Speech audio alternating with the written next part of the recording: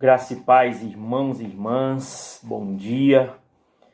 Mais uma escola dominical que nós estamos iniciando. Nesses dias nós comemoramos, o dia da escola dominical, espaço de aprendizado, espaço de conhecimento bíblico. Eu, particularmente, sou um defensor da escola dominical, que a base do meu conhecimento bíblico ela foi feita na escola dominical. Os primeiros tijolinhos da minha base bíblica, do pensamento bíblico, do ensinamento bíblico, foi feito numa aula, numa classe de escola dominical, na Igreja Metodista Central, em Cabo Frio. Então eu sou um defensor, acredito no valor, acredito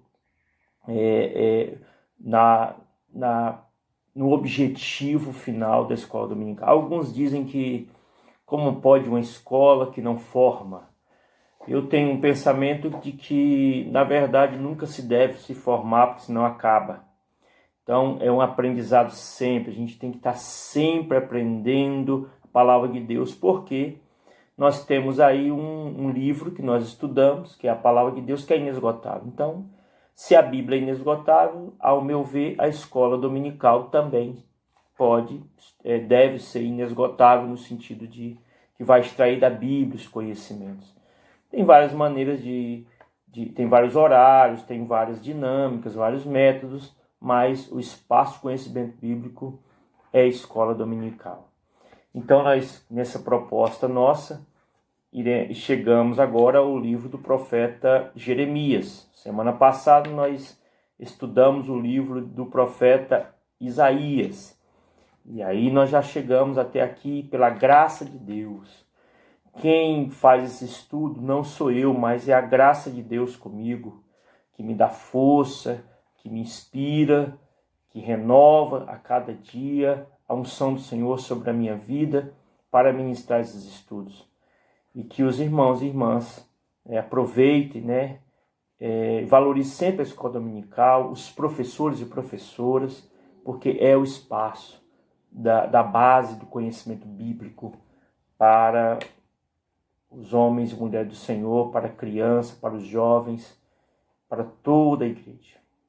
Hoje, então, nós vamos conversar, estudar o livro do profeta Jeremias.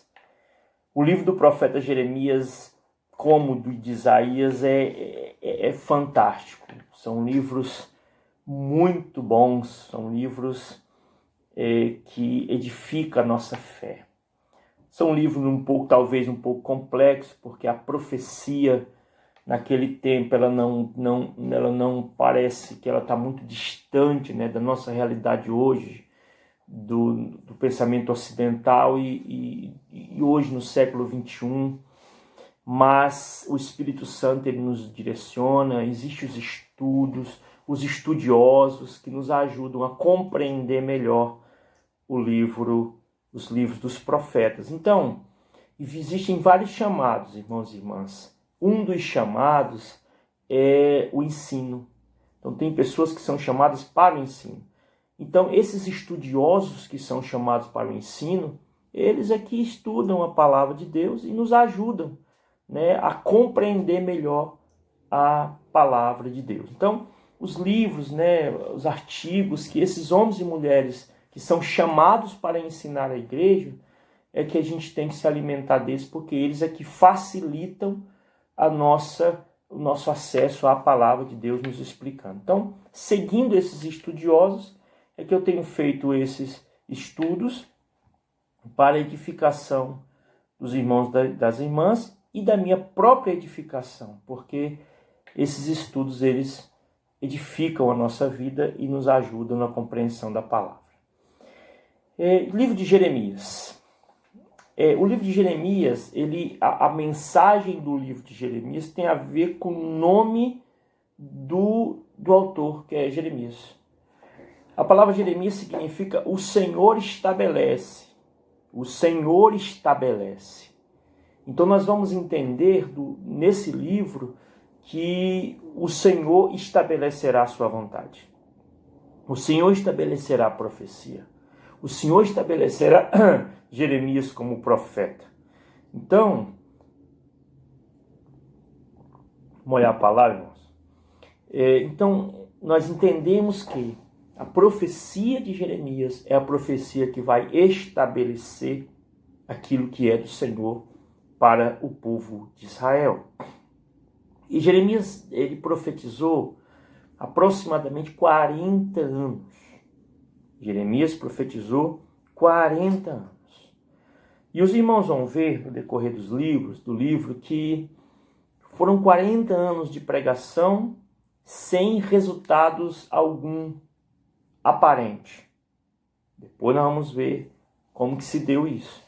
Ele tinha aproximadamente, quando ele foi vocacionado pelo Senhor, 20 anos. Então ele era um jovem, pela contagem do próprio livro. Esse livro ele pode ser considerado um livro profético, histórico e biográfico. Porque o profeta que nós sabemos mais informações sobre a vida dele é Jeremias. Tem profeta que nós vamos nos deparar mais para frente que a gente não tem como falar nada porque não se sabe a história dessa pessoa. Mas Jeremias é praticamente uma biografia ou autobiografia do profeta. Também é um livro histórico porque vai entrar na história do povo de Israel e também é profético porque existem as profecias dentro do livro. Então é um livro muito rico. Eu sei que os irmãos já leram várias vezes e eu sei que os irmãos gostam desse livro, porque esse livro é muito bom. Nós vamos encontrar muitas passagens bonitas. Não dá para abordar tudo. Aqui é uma introdução, aqui é uma pequena introdução do livro. Então, leiam o livro de Jeremias. E eu quero orientá-los na leitura da palavra de Deus. O que eu vou falar agora é um tipo de leitura, mas eu indico esse tipo de leitura da palavra de Deus. Qual que é? A leitura sistemática da Bíblia. Às vezes nós temos uns hábitos que nós lemos um capítulo de Isaías, um capítulo de Mateus, um capítulo de João, um capítulo de Gênesis, um versículo de Provérbios, um capítulo de Eclesiastes. E a gente não tem uma leitura sistemática. Então, a melhor maneira de ler a Bíblia é sistemática. É livro por livro, porque é assim que nós conhecemos a história de Deus e o seu povo, que é a história de Deus conosco nesses dias. Então Jeremias, o nome dele significa o Senhor estabelece. Entre os estudos que eu estava pesquisando, eu encontrei uma comparação entre Isaías e Jeremias que eu achei muito interessante. Então eu coloquei aqui numa tabela, de um lado, Isaías e as palavras de condenação e esperança. Do outro lado, Jeremias com as palavras de condenação e esperança. Os dois têm o mesmo propósito. Porém, o perfil dos profetas, os perfis, eles são diferentes. Então, os profetas, quando eles eram usados por Deus, com certeza, como é hoje, eles não eram igual um ao outro. Eles tinham um perfil diferente. Isso aqui nós aprendemos que toda liderança que muda, se mudar uma liderança, muda o perfil e muda muitas vezes o andamento das coisas. Quando muda um presidente, muda-se a filosofia, muda-se o jeito de governar. A lei, a Constituição brasileira continua a mesma, porém a maneira de governar é outra. Quando muda um gerente de uma loja, as normas da loja continuam a mesma coisa, mas o perfil do gerente ele vai encaminhar talvez para outros métodos.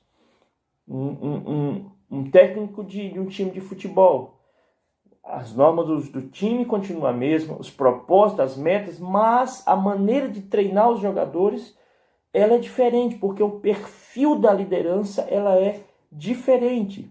Então, as coisas continuam, as normas continuam, né? Os princípios continuam, mas o perfil, a maneira de ser da pessoa é que vai ali ser apresentada naquela liderança. Então, não existe melhores ou piores. Existem perfis diferentes. Então, quando chega um novo líder, seja espiritual, seja natural, não existe melhor ou pior. Ah, fulano é pior, fulano... Não existe. Existe perfil diferente e propósitos de Deus diferentes. Se for espiritual, se for natural, é o perfil da pessoa. E nós entendemos aqui, em Jeremias e Isaías, olha só que coisa interessante. O tom de Isaías é vigoroso e severo. O perfil de Isaías era o perfil mais vigoroso, mais forte. Ele vivia ali dentro dos palácios, ele era primo do rei, ele era outro perfil. O tom de Jeremias é moderado e suave. Olha o perfil de Jeremias. A profecia é a mesma, o Senhor é a mesma, o povo-alvo é o mesmo, mas Jeremias era moderado e suave. Isaías leva a expressão da ira de Deus contra o pecado de Israel. Jeremias leva a expressão do pesar contra o pecado de Israel. Então, Isaías, ele vinha dizendo assim, o Senhor está irado. O Senhor está irado contra vocês. Jeremias falava assim, ó, é com pesar que vocês estão pecando. Porque ele era mais suave, ele era mais emotivo, ele era mais sensível a isso. Então, a maneira dele falar era diferente. Isaías colocou a pena de escrever no fogo da ira. Pena, né, material de escrever antigamente. O estudioso fala que ele colocou na ira. Jeremias colocou a pena de escrever em suas lágrimas.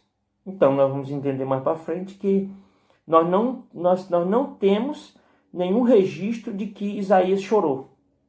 Mas nós temos vários registros de que Jeremias chorou muito. Então são perfis diferentes.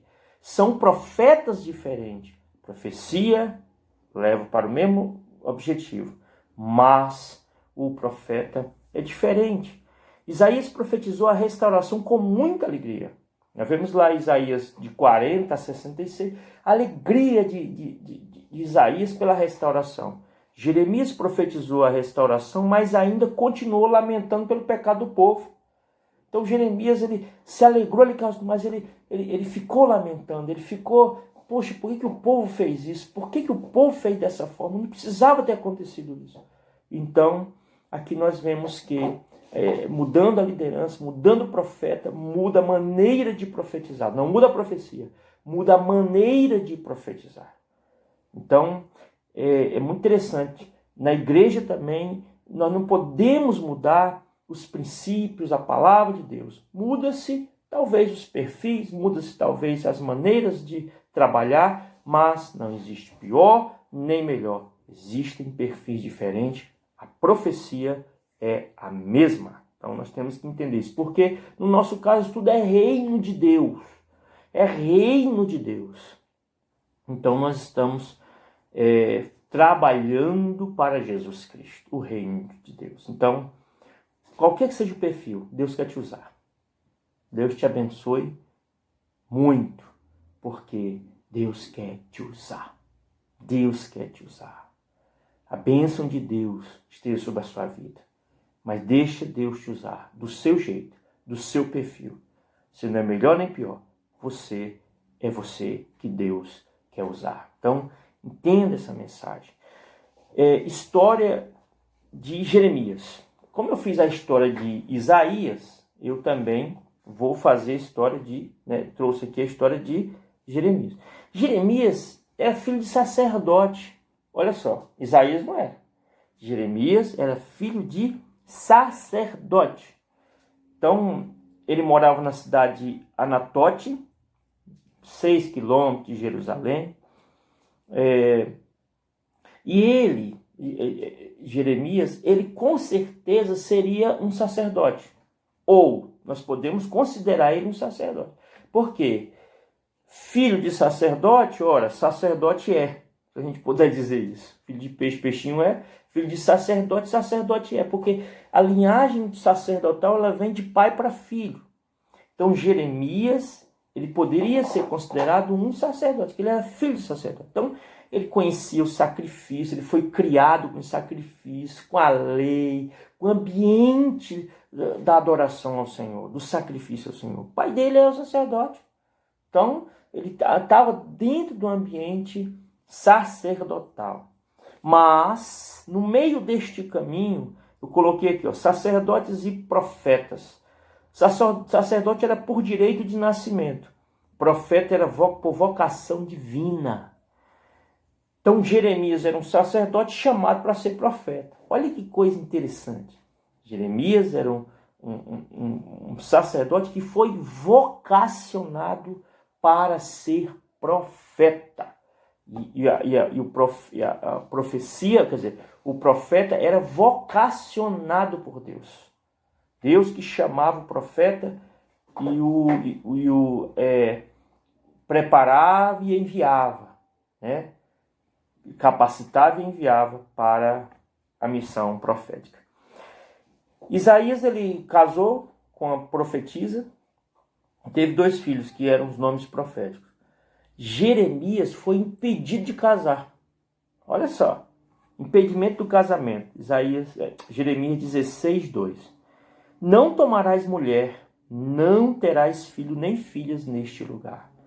Porque assim diz o Senhor acerca dos filhos e das filhas que nascerem nesse lugar, acerca das mães que os tiverem e dos pais que os gerarem nesta terra. Então, morrerão vitimados de enfermidade e não serão pranteados, nem sepultados.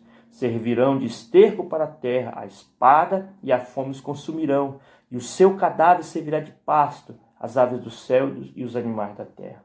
Então Deus chegou e falou para Jeremias, você não vai casar, não é para você casar e não é para você ter filho. É totalmente contrário ao costume judaico, que era para o homem ter uma mulher e muitos filhos. Ele logo foi impedido por Deus de ter uma família. Então, em nome da profecia, ele não teve o prazer e uma coisa tão bonita para o judeu que é a família. Então, por causa da vocação. Então, a vocação, ela tem seus custos. A vocação, ela tem seus custos. E esse foi um custo para Jeremias. E nós vamos ver em outros profetas que o custo é muito mais alto. Mas nós vamos chegar lá. Depois da destruição de Jerusalém, foi cuidado por Nabucodonosor. Então, Jeremias é o profeta que profetizou antes do exílio, antes da queda, participou do ambiente da queda e resistiu depois da queda por algum tempo. E ele foi cuidado por Nabucodonosor. Nabucodonosor deu uma ordem para cuidar dele e ouvir ele. Né? Então, a profecia de Jeremias era assim, para o povo. Olha, se entrega à Babilônia, porque vocês serão restaurados. E o povo, não quer isso, não, os outros profetas, a gente vai entender que os falsos profetas não vai ter paz e tal. Mas era Deus que estava falando em relação, através de Jeremias. E por fim, Jeremias foi forçado a ir para o Egito, ele foi levado, como se fosse sequestrado, levado para o Egito. Ele ainda profetizou lá no Egito, mas ele faleceu lá nas terras do Egito, porque ele foi forçado. Então, o final de Jeremias, como o final de Isaías foi cerrado ao meio, segundo a tradição, Jeremias ele foi levado para o Egito e lá ele faleceu. E vamos aqui para a vocação de Jeremias. A vocação de Isaías, nós vimos, Isaías capítulo 6. A vocação de Jeremias, ela é no começo do livro, o primeiro capítulo. E no livro profético, principalmente no livro de Jeremias, não está em ordem cronológica, não. Tá? Não está organizado. Esse aqui veio primeiro, esse aqui. Não, é tudo colocado assim, pela mensagem teológica, não pela mensagem histórica. Então, por isso que a profecia lá também de Isaías é no capítulo 6. Né? Aqui, a vocação de Jeremias é no capítulo 1. Então, a vocação de Jeremias, ela iniciou-se com a palavra de Deus. Porque fala assim, a mim me veio, Jeremias 1,4. A mim me veio, pois, a palavra do Senhor, dizendo: antes que eu te formasse no ventre materno, eu te conheci, e antes que saísse da madre, te consagrei, e te constituí profeta às nações. Aqui existem 3 ações de Deus em relação a Jeremias. Primeiro, Deus diz que antes do nascimento dele, Deus falou, eu já te conheci. Eu te conheci. Nós entendemos, Salmo 139, de que ainda informe estava, o Senhor já sabia e quais eram os planos que ele tinha e qual era a trajetória daquela pessoa. E Deus falou assim, eu te conheci. A segunda ação de Deus foi, eu te consagrei, eu te tornei sagrado, eu te tornei santo. E a terceira ação de Deus, eu te constituí, eu te dei autoridade, eu te autorizei, eu te estabeleci, eu te enviei para as nações. Então o Senhor conheceu antes de nascer, o Senhor consagrou antes de nascer e o Senhor constituiu ele para profeta para as nações, para ser porta-voz dele para as nações. Não só para o povo de Israel, olha que interessante. Foi para as nações. Não foi só para o povo de Judá, de Israel. Foi para as nações. A resistência à vocação faz parte da vocação bíblica. Na vocação bíblica, a pessoa que é vocacionada sempre resiste.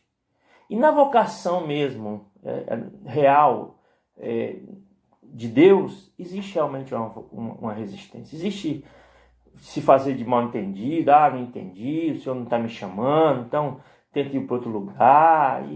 Mas quando a vocação é de Deus, quando Deus vocaciona alguém para determinado ministério, eu posso falar da vocação pastoral. A vocação pastoral, eu não sabia o que era vocação. Hoje eu sei o que é vocação. A vocação pastoral é algo muito mais forte que o pastor. Então o pastor pode passar por situação difícil, mas o pastor tem uma vocação pastoral. Então não dá para fugir, é uma vocação pastoral. Vamos entender que Jeremias tentou mais para frente fugir, mas não deu certo. Aqui, nós vamos mais para frente, nós vamos nos deparar com essa dinâmica, né?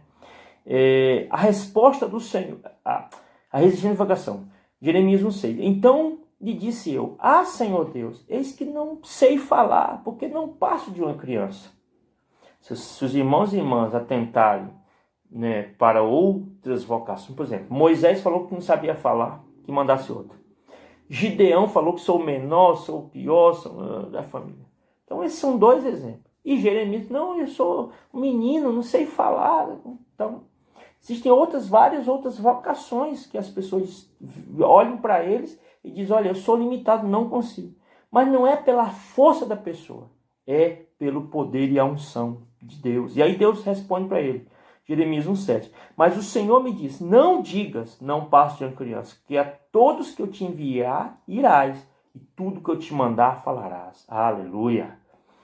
O Senhor garante sua presença e proteção. Jeremias 1,8. Não tema diante deles, porque eu sou contigo para te livrar, diz o Senhor. Então, o Senhor falou isso com Josué também. O Senhor falou isso com Moisés. O Senhor falou isso com Gideão. Na vocação, você vai passar muita coisa. Você vai enfrentar muita coisa. Não é fácil. A vocação não é fácil. Mas eu estou contigo para te livrar. O Senhor falou com Jeremias e fala com os vocacionados hoje. Jeremias, o porta-voz do Senhor. Depois estendeu o Senhor a mão, tocou-me na boca, e o Senhor me disse, eis que ponho na tua boca as minhas palavras. Uma coisa interessante, irmãos e irmãs, é que Isaías, ele foi tocado na boca. Mas foi tocado na boca para a purificação da sua vida. Porque ele falou que tinha lábios impuros. Aqui, Jeremias, ele foi tocado na boca para receber a palavra. Olha como é diferente, mas o Senhor é o mesmo e a profecia é a mesma. Mas Jeremias recebeu a palavra dentro da sua boca para que a partir dali ele colocasse aquela palavra que o Senhor deu a ele e fosse dando para profetizar para o povo. E aí, qual era a missão de Jeremias? Não era uma missão muito fácil, não. Destruir o velho para edificar o novo. Olha aqui só, Jeremias 1:10. Olha que hoje te constituo sobre as nações e sobre os reinos, para arrancares e derribares, para destruires e arruinares, e também para edificar e para plantar. Irmãos e irmãs, imagina um profeta recebendo, um vocacionado, uma vocacionada recebendo essa palavra. Você vai destruir muita coisa, vai derrubar muita coisa aí, você vai arruinar muita coisa.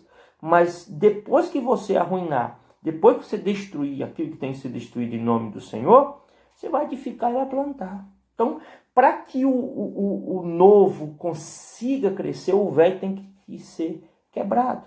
É como Jesus falou, o vinho novo e o vinho velho, né? O odre novo e o odre velho, para colocar o vinho novo. O vinho é novo, mas o odre tem que ser novo também. Então, nós entendemos essa mesma mensagem no Novo Testamento. Odre novo e odre velho, para resistir àquilo que Deus tem nos dado nesse novo tempo. Isso é o que o Novo Testamento fala para nós. O papel do profeta. O papel do profeta é ser porta-voz de Deus na terra. Por meio dos profetas, o Deus invisível torna-se audível. Achei muito bonita essa frase. O Deus invisível se torna audível. Hoje nós vemos também que Deus, que é invisível, Jesus que é invisível aos nossos olhos humanos, ele se torna audível através da sua igreja, através de mim, através de você, através daqueles que entendem a vocação, daqueles que entendem o chamado. Nós somos chamados para tornar Deus audível para as pessoas. Aleluias! Os profetas tiram todos os apoios, abrem todos os esconderijos e colocam luz da verdade em todos os pontos escuros. Tudo é derrubado e criticado por ser falso. Então o profeta tem uma missão muito difícil, que ele é jogar luz, é destruir aquilo que não é de Deus e tal, em nome do Senhor, e pregar ali a verdade que o Senhor enviou ele ou ela para pregar. Eu coloquei aí a estrutura do livro de Jeremias. Agora nós vamos estudar um pouco como é que estava o ambiente. Nós estudamos em Isaías também, como que o povo estava. Aqui, o que estava acontecendo nos tempos de Jeremias, e olha os tempos difíceis que esse profeta ele estava profetizando. Por ele ser mais emotivo, ele sofria mais do que Jeremias, que era um cara mais, né, eram Pedro e João no Novo Testamento. Pedro era intrépido, Pedro ele ia na frente, depois ele pensava. João era mais emotivo, né? Pelo menos na maioria das vezes ele era mais tranquilo. O que estava acontecendo? As lideranças religiosas viviam negando a realidade. Então os profetas, né, diziam que tinha paz, mas o Senhor estava dizendo, não, vocês vão ser destruídos, que vocês estão em pecado. Mas os falsos profetas diziam, não, vai ter paz, vai ter paz, vai ter paz. Os profetas pagos, né, os profetas que estavam ali para falar coisas boas, aonde não tinha paz. Então nós vemos isso aqui, ó, Jeremias 6,14. Curam superficialmente a ferida do meu povo, dizendo, paz, paz, quando não há paz. Rituais vazios. O que estava acontecendo? O povo estava vivendo uma religiosidade vazia. Olha que gravidade aqui, ó. Que é isso? Deus perguntando. Furtais e matais, cometeis adultério, ó. Furtais, matais, cometeis adultério, jurais falsamente, queimais incenso a Baal e andais após outros deuses que não conheceis. E depois vindes, vós pondes diante de mim nesta casa, no templo, que se chamam pelo meu nome, e dizeis, estamos salvos, sim, só para continuar a praticar abominações. Olha que gravidade. As pessoas faziam tudo errado, furtavam, juravam falso, adorava Baal, mas ia para o templo e falava, eu estou salvo porque eu estou aqui no templo e eu sou povo de Deus. Então, essa é a realidade que Jeremias estava vivendo. Malícia desenfreada. Jeremias 9,3. Curva-se a língua como se fosse o seu arco para a mentira. fortalecem na terra, mas não para a verdade, porque avançam de malícia em malícia e não me conhecem, diz o Senhor. Então havia malícia no povo, havia iniquidade no povo, de malícia em malícia, quer dizer, uma questão maliciosa, depois outra questão maliciosa, depois outra questão maliciosa, depois outra questão. Então era de malícia em malícia. Então, e não conheciam o Senhor. Também existiam lá os falsos profetas. Jeremias 23:16. Assim diz o Senhor dos Exércitos: não deis ouvido às palavras dos profetas que entre vós profetizam, e vos enchem de vãs esperanças. Falam as visões do seu coração, não o que vem da boca do Senhor. Então, a questão da falsa profecia é que a falsa profecia, ela nasce não de Deus, ela nasce do coração humano. A falsa profecia, ela nasce do coração humano. Ela nasce talvez nas melhores intenções do ser humano, mas nasce da intenção humana, as visões e a visão do coração. Se a profecia é falsa, ela nasceu no coração do ser humano, ela não veio de Deus. Talvez o ser humano ache até que foi Deus que mandou falar, mandou fazer, mas os falsos profetas, eles têm as visões dos seus próprios corações.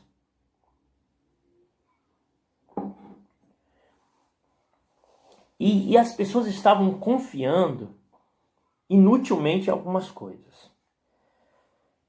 Estavam confiando na força humana, na força deles, na capacidade humana e na capacidade de outras pessoas. Talvez, alguns estudiosos falam que talvez confiando até em outros reis, em outras nações, para salvá-lo de Nabucodonosor. Mas também confiando nele, na capacidade deles. Aí é um versículo muito conhecido, Jeremias 17:5. Assim diz o Senhor: maldito o homem que confia no homem, faz da carne mortal o seu braço e aparta o seu coração do Senhor. Maldito o ser humano que confia no ser humano. Então a gente não pode confiar no ser humano como base para a vida. A gente precisa confiar nas pessoas, mas não confiar no sentido de que a vida, a base da vida seja o ser humano. A base da vida não é o ser humano. Enganoso é o nosso coração. Jeremias 17 vai falar mais na frente. Enganoso é o coração mais que todas as coisas. Então, o meu coração pode me enganar a qualquer hora. O coração do Zé Ronaldo é um perigo. Ele pode me enganar a qualquer hora. Então, preciso que eu pedir ao Senhor, eu peço todo dia que o Senhor sonde o meu coração para ver se tem algum caminho danoso, caminho mau. E me guiar pelo caminho da eternidade. Porque o coração da gente é enganoso. Então, não pode confiar na gente, que a gente tem um coração enganoso. Os outros também têm um coração enganoso. Então, confiança inútil. O povo estava confiando neles mesmos, na capacidade deles. Confiar no culto, né? Jeremias 6:20. Para que, pois, me vem o incenso de Sabá e a melhor cana aromática de terras longínquas? Para quê? Os vossos holocaustos não me são aprazíveis, e os vossos sacrifícios não me agradam. Os vossos sacrifícios não me agradam. Então não adianta comprar a melhor cana aromática. Então, por quê? Porque se não tiver diante do Senhor, se fizer sacrifício de tolo, se fizer sacrifício esperando enganar o Senhor, isso não agrada ao Senhor. Na circuncisão, eis que vem dias, diz o Senhor, em que castigarei todos os circuncisos juntamente com os incircuncisos. Então, para o Senhor, aqui em Jeremias, não fazia diferença se você era circuncidado ou não. Porque a circuncisão, quando fala Romanos e até no Antigo Testamento, é no coração. A aliança com Deus é feita no coração. Nós temos ministração sobre isso. Sacrifícios de jejuns. Quando jejuarem, não ouvirei o seu clamor. E quando trouxer holocausto e oferta de manjares, não me agradarei deles. Antes eu os consumirei pela espada, pela fome e pela peste. Então, outra coisa, orações. Tu, pois, não ores por este povo, nem levantes por eles clamor nem oração, porque não os ouvirei quando eles clamarem a mim por causa do seu mal. Então, mesmo jejuando, mesmo fazendo o propósito do jejum, e mesmo orando, a iniquidade deles faziam que o Senhor não ouvisse a oração deles. Olha que cenário complicado. Nem as orações do povo que estavam tentando enganar Deus, fazendo rituais, tudo certinho diante de Deus, mas vivendo um coração totalmente distante do Senhor. Na carnalidade, né, vamos dizer assim, nesse tempo. Então, Jeremias, ele profetizou. Você imagina como que esses homens ouviram, né, essa profecia? A lei, né, eles confiavam também na lei. Ó. Como, pois, dizeis? Somos sábios e a lei do Senhor está conosco. Pois, com efeito, a falsa pena dos escribas a converteu em mentira. Então, eles converteram a lei de Deus em mentira. Os escribas converteram a Torá em mentira. Adulteraram a Torá. Então, o povo estava confiando. Nós temos a lei do Senhor, nós estamos protegidos. Né? É como? Nós temos a palavra de Deus. Então, está tranquilo. Não. Tem que seguir a palavra e não alterar a palavra. Então, é o que o pessoal estava fazendo aqui. E aí nós encontramos aqui, por causa dessa profecia, por causa dessa maneira, porque o Senhor chamou ele para arrancar, para destruir, a profecia dele não foi bem-vinda. E ele era um profeta emotivo, um profeta mais sensível, mas ele profetizou com autoridade. Né? E olha o sofrimento dele. Eu vou falar só alguns versículos que são muita coisa, senão... olha o sofrimento do profeta. Conspirações, sofrimento do profeta. Conspirações contra o profeta. Jeremias 11, 18. O Senhor me fez saber e eu soube. Então me fizeste ver as suas maquinações. Eu era como um manso cordeiro que é levado ao matadouro. Porque eu não sabia que tramava projetos contra mim, dizendo, destruamos a árvore com seu fruto, e a ele cortemo-lo da terra dos viventes, e não haja mais memória do seu nome. Então, uma coisa interessante é que ele se sentia como uma ovelha para o matador. Por quê? As maquinações de morte contra a vida dele. Por quê? Porque estava profetizando a profecia que vinha do Senhor. E não era falso profeta. Então, os falsos profetas são queridos. Os profetas do Senhor apanham. São tentados ser eliminados para acabar com a voz profética, como Jeremias foi. Então, nós vemos isso na história dos profetas bíblicos. Né? Dos homens de mulher de Deus foram atacados mesmo. Né? Na Bíblia toda. Quando eles falavam a verdade, denunciando o pecado. Né? Então, existe essa questão. Então, nós somos aqueles que denunciam, né? Então, aqueles que têm a profecia de Deus. Então, perseguição, é muita coisa, né? Nós somos o povo de Deus. Ameaças de morte, né? Tendo Jeremias acabado de falar tudo quanto o Senhor lhe havia ordenado, que dissesse todo o povo, lançaram mão dele os sacerdotes, os profetas e todo o povo, dizendo, serás morto, vamos te matar, Jeremias. Jeremias, você está incomodando, o Senhor te mata. E quem foi? Sacerdotes, os profetas falsos e todo o povo. Porque Deus não falava com dois profetas, através de dois profetas, ao mesmo tempo. Uma profecia. Ele estava usando Jeremias. E o resto eram profecias falsas, vindas do coração daquele povo, daqueles profetas. Mas ameaçado de morte. Ele foi ameaçado de morte. Perseguido pela própria família, os próprios irmãos. Porquanto assim diz o Senhor, acerca dos homens de Anatólia, terra dele, que procuram tua morte. O Senhor falou, eles querem te matar mesmo. E dizem, não profetizes em o nome do Senhor, para que não morras nas nossas mãos. Ó, para de profetizar, senão você vai morrer. É uma ameaça de morte mesmo. Porque os teus irmãos e a casa de teu pai, eles próprios procedem perfidamente contigo. Eles mesmos te perseguem com fortes gritos. Não te fie neles, ainda que te digam coisas boas. Foi açoitado, então feriu Parsua ao profeta Jeremias e o meteu no tronco que estava na porta superior de Benjamim.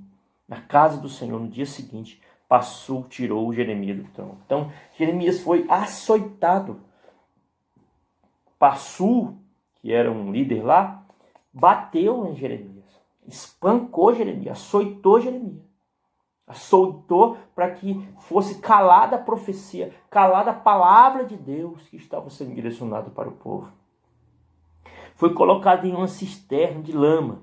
Tomaram então a Jeremias e o lançaram na cisterna de Malquias, filho do rei, que estava no ato da guarda. Desceram Jeremias com cordas.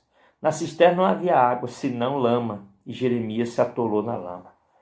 Quando os irmãos leram o livro, os irmãos já leram, que vão ler de novo, vão se deparar com uma pessoa que salvou ele, tirou Jeremias. Muito bonito. Mas Jeremias ia morrer lá. Porque não tinha pão, não tinha água, nem na cidade, principalmente para ele. E ele ia morrer. Teve uma pessoa que intercedeu por ele, tira de lá, porque senão ele vai morrer. Mas ele ficou lá atolado dentro de uma lama. Quer dizer, nem água tinha, era lama. E ele atolado naquela lama. Não é coisa boa, né? Ele olhava para cima assim, preso lá naquela cova, lá naquela cisterna, lá cheia de lama. Né? Por causa de quê? Da profecia. E aí Jeremias, aparece uma parte do livro, algumas, que é chamado Confissões de Jeremias. Na verdade, as confissões completas, ele fala uma coisa, Deus responde. Eu coloquei só as confissões dele, que não tem espaço. Quando os irmãos leram o livro, os irmãos vão se deparar com as coisas lindas que Deus falou. É porque a minha propósito aqui é o propósito das confissões de Jeremias como o profeta. Afrontas, Jeremias 15:15. Tu, Senhor, o sabes, lembre-te de mim, ampara-me e vinga-me dos meus perseguidores. Não me deixe ser arrebatado por causa da tua longanimidade. Sabe que por amor de ti tenho sofrido afrontas. Jeremias falou, Senhor, eu tenho sofrido, Senhor, pela tua palavra, eu tenho sofrido, Senhor, pela profecia que o Senhor tem me enviado a falar. Eu tenho sofrido, sofrido afrontas, eu tenho sofrido. E ele ora, oração por livramento. Jeremias 17:14, cura-me, Senhor, e serei curado. Salva-me e serei salvo, porque tu és o meu louvor. Aleluias! Eis que eles me dizem, onde está a palavra do Senhor que se cumpra? Porque as pessoas estavam duvidando, cadê a realização da profecia que está falando? Mas eu não me recusei a ser pastor, seguindo-te, nem tampouco desejei o dia da aflição. Tu sabes, o que saiu dos meus lábios está no teu conhecimento. Aleluia! Não me seja motivo de terror, meu refúgio és tu no dia do mal. Olha que palavra abençoada, que oração linda. Sejam envergonhados que me perseguem, e não seja eu envergonhado. Assombram-se eles, e não me assombre eu. Traze sobre eles o dia do mal, e destrói-os com dobrada destruição. Aí Jeremias, ele orou ao Senhor, ele confiava no Senhor, mas ele estava sofrendo muito. E continuando, a luta de Jeremias e o chamado profético. Aqui chega, irmãos, o poder da vocação. O que é uma vocação? O que é uma pessoa ser vocacionada? A gente como pastor vive um pouco disso aqui. A gente como pastor, a gente vive, né? Os pastores e pastoras vivem muitas vezes isso. Vencidos por Deus e objeto de escárnio. No caso de Jeremias estava sendo muito perseguido. Persuadiste-me, ó Senhor, e persuadido fiquei. Mais forte foste do que eu, e prevaleceste. Sirvo de escárnio todo dia, cada um deles zomba de mim. Mas Jeremias falou, o Senhor é mais forte do que eu. A sua vocação na minha vida é muito mais forte. Eles zombam de mim, eles me atingem, eles me atacam, eles fazem tudo para me deixar. Mas o Senhor está acima das minhas forças e foi o Senhor que me chamou. É o que Jeremias falou aqui, está aqui no versículo. Persuadiste-me e persuadido fiquei. O Senhor me venceu. Envergonhado, né? Porque sempre que falo tenho de gritar e clamar violência e destruição, porque a palavra do Senhor se me tornou uma vergonha, um opróbrio e um ludibrio todo dia. Mas a palavra do Senhor se tornou isso. Mas ele continuou falando a palavra de Deus. Rendido ao chamado, isso aqui é lindo. Jeremias 29. Quando pensei, não me lembrarei dele, e já não falarei no seu nome de Deus. Então isso me foi no coração como fogo ardente, encerrado nos meus ossos, já desfaleço de sofrer e não posso mais. Quando o profeta falou, no meio do sofrimento, que ele estava sendo perseguido, ele falou, eu não vou mais profetizar em nome do Senhor. Eu não vou mais. Quando ele falou isso, ardeu os ossos dele, ardeu um fogo, que ele falou, não aguento esta dor, eu vou profetizar. Eu fiz um estudo até para a Cruz de Malta, uns anos atrás, aí, sobre Jeremias 20, está lá na revista. Que eu descobri ali, né, nos estudos que Jeremias ele chamou a palavra de Deus de fogo. Martelo que esmiuça a penha e fogo. Então, o que eu cheguei à conclusão, né, é que se a palavra é fogo, ela tem que ser colocada para fora. Se ela ficar dentro da gente, queima. Então, Jeremias começou a tentar segurar a palavra de Deus, mas a palavra é fogo. Começou a queimar ele. Quando ele bota para fora, não vai sendo queimado, porque a palavra vai fazendo efeito lá. Olha que coisa linda, que imagem bonita na palavra de Deus. Então, o lamento pelo dia do seu nascimento, uma dor intensa. Então, mesmo ele profetizando, seguindo a vocação, mas ele sofria. Ele amaldiçoou o dia do nascimento dele, que o dia do nascimento de um menino em Israel era o dia mais celebrado nas famílias. E ele falou assim, maldito o dia que eu nasci, não sei por que eu nasci. Só que o Senhor já tinha falado para ele, antes de você nascer, eu já tinha propósito na sua vida. Aleluia! Palavra de confiança do profeta Jeremias. Jeremias 20, 11. Mas o Senhor está comigo. No mesmo Jeremias 20 que ele tentou parar de profetizar, no Jeremias 20, 11. Mas o Senhor está comigo como um poderoso guerreiro. Por isso tropeçarão os meus perseguidores e não prevalecerão. Serão sobremodo envergonhados. E porque não se houveram sabiamente, sofrerão afronta perpétua que jamais se esquecerá. Então, no meio daquilo ali, o Senhor, ele disse, o Senhor está comigo, eu estou sofrendo pela palavra, eu estou sofrendo pregando a palavra, mas o Senhor está comigo, o Senhor é o guerreiro ao meu lado, o Senhor é poderoso guerreiro, é o Senhor que me dá força, e é isso que o vocacionado se garante, é isso que o vocacionado tem como base, é saber que o Senhor poderoso, no meio das afrontas, no meio dos ataques, no meio das dificuldades, o vocacionado sustenta-se no poderoso guerreiro que está ao favor dele ou dela. Então, Jeremias teve essa compreensão e declarou, o Senhor forte, poderoso está comigo. E os meus perseguidores não vão prevalecer contra a minha vida. Olha a fé do profeta, aleluia. Porque ele tinha relacionamento com o Senhor. E como nós falamos, nós encontramos, eu destaquei 3 versículos, que são os principais, que Jeremias chora. Por isso que ele é chamado, né, para alguns, o profeta chorão. Aqui, ó. Jeremias 9:1. Provera a Deus a minha cabeça tornar-se em água, e os meus olhos em fonte de lágrimas. Então choraria de dia e de noite os mortos da filha do meu povo. Por que Jeremias chorava? Ele chorava olhando para a situação das pessoas, do povo, tudo em pecado, tudo fazendo coisa vazia, religiosidade. Ele chorou. Ele chorava pela morte das pessoas no pecado. A gente precisa chorar, irmão. A gente tem que chegar num estágio de choro, como Jeremias, pelo pecado desse mundo, pelas coisas que estão acontecendo. Jeremias 13:17, principalmente em relação ao povo de Deus. Mas se isto não ouvirdes, a minha alma chorará em segredo por causa da vossa soberba. Chorarão os meus olhos amargamente, se desfarão em lágrimas, porquanto o rebanho do Senhor foi levado cativo. Então ele já está ali, ó. Depois do cativeiro, o povo já foi levado, e Jeremias chorando ali, o povo foi levado cativo. Ele continuou chorando, ele estava chorando pela a desgraça do povo, chorando o cativeiro. Olha o perfil de Jeremias, chorando pelo cativeiro.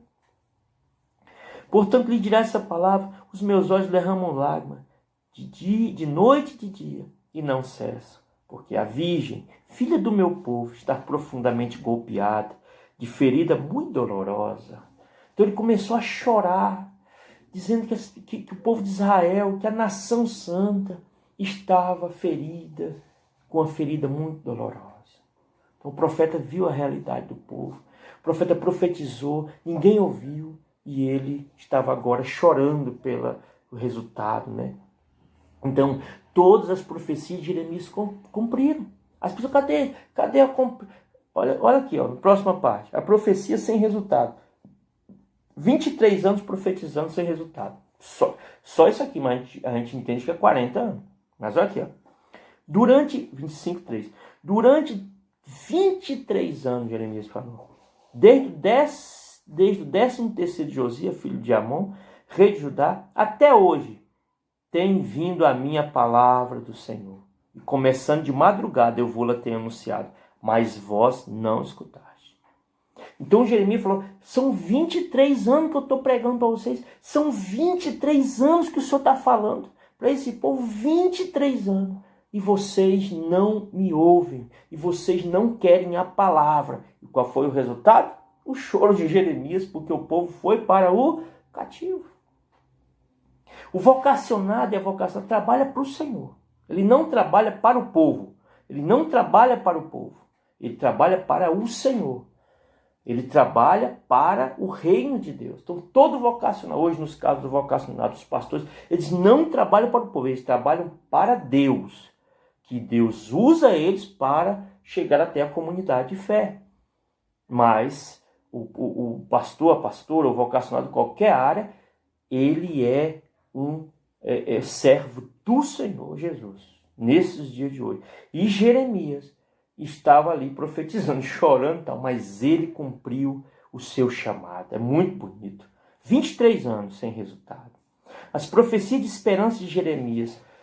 Pastor, mas até agora só tinha ele chorando. Mas olha as palavras de esperança que esse homem levou para o povo. Este homem chorando, sofrendo afronta, tentou parar de profetizar, não conseguiu porque a vocação era maior. E ele avançou e ele disse as profecias de esperança, a restauração. Jeremias 3,16. Sucederá que quando vos multiplicardes e vos tornardes fecundos na terra, então, diz o Senhor, nunca mais se exclamará a arca do Senhor. Ela não lhes virá à mente, não se lembrarão dela, nem sentirão falta, e não se fará outra. Naquele tempo chamarão Jerusalém de trono do Senhor. Não, nela se reunirão todas as nações em nome do Senhor e já não andarão segundo a dureza do seu coração maligno. Naqueles dias andará a casa de Judá com a casa de Israel e virão juntas da terra do norte para a terra que dei em herança aos vossos pais. Ele já está falando do retorno do cativeiro. Ele está falando que não precisa mais arca. O tempo da arca já passou. É tanto que em Jeremias é a última vez que a arca é citada na Bíblia. É em Jeremias. É a última vez que a arca é citada nesse sentido. Né? Então não precisa mais de arca, já passou. Agora Jerusalém será o trono do Senhor. A presença do Senhor estará em Jerusalém. As nações virão, porque a bênção do Senhor vai estar na vida de vocês e vocês vão voltar do cativeiro. Olha que coisa interessante, olha que coisa legal. E aí, irmãos, o pastoreio do povo de Deus, eu mesmo recolherei o restante das minhas ovelhas, Deus falando, e todas as terras para onde eu estiver afugentado, e farei voltar os seus apriscos, serão fecundas e se multiplicarão. Deus falando, pode ter sido espalhado o meu povo para todo lugar, mas eu vou buscar eles, eu sou o pastor que vou buscar as ovelhas. Aleluia! Que coisa linda, irmãos, tem muitas ovelhas do Senhor que estão perdidas por aí, mas o Senhor vai buscar, nós temos que crer que o Senhor vai buscar, aleluia. Mas Deus quer usar a gente como profeta e profetiza nesse tempo, para servir ao Senhor, para profetizar, para que essas vidas voltem em nome de Jesus, declarar com esperança que essas vidas vão voltar em nome de Jesus. Levantarei sobre eles pastores que apacentem, e eles jamais temerão, nem se espantarão, nenhuma delas faltará, diz o Senhor. Então Deus falou, eu vou levantar líderes, eu vou levantar pastores. Ele está falando aqui, levantarei sobre elas pastores que o apacentem. Então levantarei líderes que vão apacentar, eu levantarei profetas. Então, irmãos e irmãs, Deus está levantando pessoas dentro da igreja para cuidar, para ser pastores e pastor, para ministrar sobre a vida das pessoas. Né? Se você tem um chamado, se entregue ao chamado do Senhor. Não estou falando só chamado pastoral não, porque eu sou pastor, eu falo de pastor, mas é evangelista, é músico. Se o Senhor tem um propósito, se renda e vá trabalhar para o Senhor, aleluia, para a obra do Senhor. E aí, irmãos, chegamos num dos textos mais lindos do profeta Jeremias. Eu acho os mais inspiradores. Que na verdade é uma carta, né? O povo estava lá no cativeiro e Deus mandou uma carta para o povo. Você imagina você receber uma carta de Deus, apesar que as pessoas não sabem nem o que é carta, mas uma carta. Né? Hoje não tem mais o valor da carta escrita, mas naquele tempo tinha. Mas vamos imaginar que você recebeu um e-mail, não sei se funciona assim, nessa língua. Mas Deus, a pessoa estava lá no cativeiro por causa dos seus próprios pecados, porque não quiseram ouvir a palavra da profecia que Deus mandou para Jeremias. Mas Deus mandou uma carta para ele dizendo assim, ó, são estas as Jeremias 29:1, são estas as palavras da carta que Jeremias, o profeta, enviou de Jerusalém ao resto dos anciões do cativeiro, como também aos sacerdotes, aos profetas e a todo o povo que Nabucodonosor havia deportado de Jerusalém para a Babilônia. Irmãos, vocês lembram que mais atrás, quem é que estava perseguindo Jeremias? Os sacerdotes, os profetas e o povo. Agora a carta vai para os sacerdotes, profetas e o povo, a mesma coisa, o trio.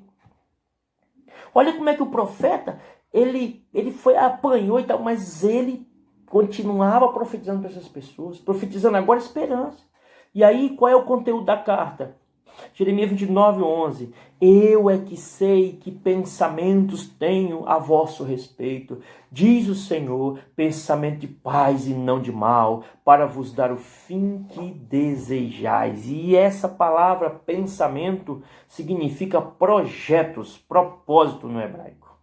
Então não é, eu estou pensando aqui sobre... Não, eu estou planejando os meus propósitos, os meus planos, são planos, eu é que sei os propósitos, eu é que sei os planos que tenho a respeito de vocês, e são planos, são projetos de paz, não de mal, para vos dar o fim, não que eu desejo, mas que vocês desejam, os sonhos de vocês vão se realizar, vocês vão retornar, aleluia. Mas aí tem a parte daqueles que recebem essa graça, esse poder, essa bênção. Então me invocareis e passareis a orar a mim e eu vos ouvirei. Aleluia! Olha que palavra linda. Buscar-me-eis e me acharei quando me buscar de todo o vosso coração. Recomece, faça tudo de novo. Busque ao Senhor de coração. Pare dessas mazelas. Pare dessas coisas que levou vocês para o cativeiro. A partir de agora vocês vão ter um contato comigo, vocês vão ter agora a oração, vocês podem orar que eu vou ouvir, como o Senhor falou, né, eu não vou ouvir o clamor desse povo, porque esse povo está brincando, não, mas agora ele está falando, eu vou ouvir, eu vou trazer vocês de volta e vou ouvir vocês, eu tenho projetos para vocês, aleluia, Deus é um Deus de restauração, Deus não abandona ninguém, é só se arrepender que Jesus, né, chama de novo, é só se arrepender. Porque sem arrependimento não tem jeito. Mas se arrepender, Jesus traz de volta, aleluias. Mas Jesus, ele nunca desiste, aleluia. Jeremias 29:14, serei achado de vós, diz o Senhor, e farei mudar a vossa sorte. Congregar-vos-ei de todas as nações, de todos os lugares para onde vos lancei, diz o Senhor, e tornarei a trazer-vos ao lugar de onde vos mandei para o exílio.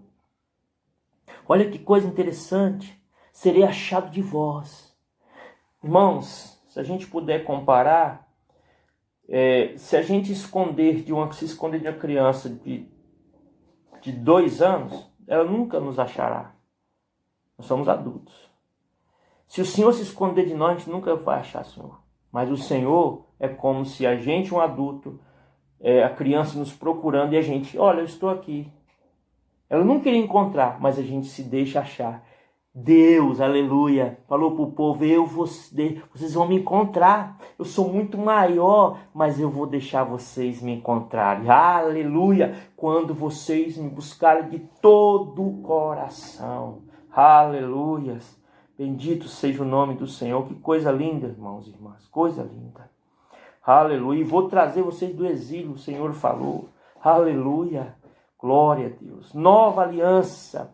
Esse é um dos textos mais lindos de Jeremias. Eu tive que selecionar, mas esse é um dos mais lindos. É a nova aliança, ó. Eis que vem dias, diz o Senhor, em que firmarei nova aliança com a casa de Israel e com a casa de Judá, não conforme a aliança que fiz com seus pais, no dia em que eu os tomei pela mão para os tirar da terra do Egito, porquanto eles anularam a minha aliança. Não obstante, eu os haver desposado, diz o Senhor, porque esta é a aliança que firmarei com a casa de Israel. Depois daqueles dias, diz o Senhor, na mente lhes imprimirei as minhas leis, também no coração lhes escreverei. Eu serei o seu Deus e eles serão o meu povo. Aleluias! A lei agora não seria a lei antiga, como antiga, seria uma nova lei que seria colocada na mente das pessoas e seria colocado escrito no coração das pessoas. E aí as pessoas iam declarar a declaração da verdadeira aliança, que é: o Senhor é meu Deus e eu sou povo de Deus, aleluia. Essa é o código da aliança na Bíblia, que é: eu serei o seu Deus, eles serão o meu povo. Você vai encontrar esse código da aliança em vários lugares na Bíblia. Em vários lugares você vai achar: eu serei o seu povo, eu serei o seu Deus e vocês serão meu povo. Nós estaremos juntos, nós temos uma aliança. Então em Jeremias é profetizada a nova aliança, aleluia. Uma das alianças bíblicas, tem a aliança noética, tem a aliança de Abraão, tem a aliança de Davi, e tem a nova aliança em Jeremias, que aparece em Jeremias capítulo 31, aleluias. Não ensinará jamais cada um a seu próximo, em cada um seu irmão, dizendo: conhece o Senhor, porque todos me conhecerão, desde o menor até o maior deles, diz o Senhor, pois perdoarei as suas iniquidades, seus pecados, jamais me lembrarei. Bendito seja o nome do Senhor. Aleluia. O Senhor que se deixa achar, o Senhor restaurador. Ele disse: olha, não vou lembrar mais dos pecados. Vocês fizeram tudo aquilo errado, mas eu já me esqueci. Começa de novo. Aleluias. Glória a Deus. Começa de novo. Começa de novo. Deus está falando. E por fim, o livro termina, como eu já falei que não era em ordem cronológica, termina com um rei que foi prisioneiro sendo liberto. E eu chamei de o fio da esperança. Então, a última parte do livro, o último versículo do livro, diz assim, ó: e da parte do rei da Babilônia lhe foi dado subsistência vitalícia, uma pensão diária, até o dia da sua morte, durante os dias de sua vida. Do rei Jeconias. O que é isso? O fio da esperança. Aconteceu tudo aquilo, mas ainda, no final, Deus honrou um dos reis. Isso é para mostrar o livro acabando, dizendo assim: mesmo que tudo dê errado, no final Deus pode restaurar. Que Deus abençoe a vida de vocês. Que Deus continue a ministrar com seu espírito no coração de vocês. Que Jeremias seja um exemplo para nós, de um homem de Deus, profeta do Senhor, que sofreu, que apanhou, mas tinha uma vocação, mas tinha um chamado. Nós, Igreja do Senhor, temos um chamado. Somos todos Jeremias. Aleluia. Somos todos Jeremias para profetizar para a própria igreja e também para as nações. Porque Deus constituiu Jeremias sobre as nações. Aleluias. Que Deus nos abençoe. Um dia de bênção. Que Deus os sustente, os direcione, os inspire e encha do seu poder. Em nome de Jesus. Até a próxima.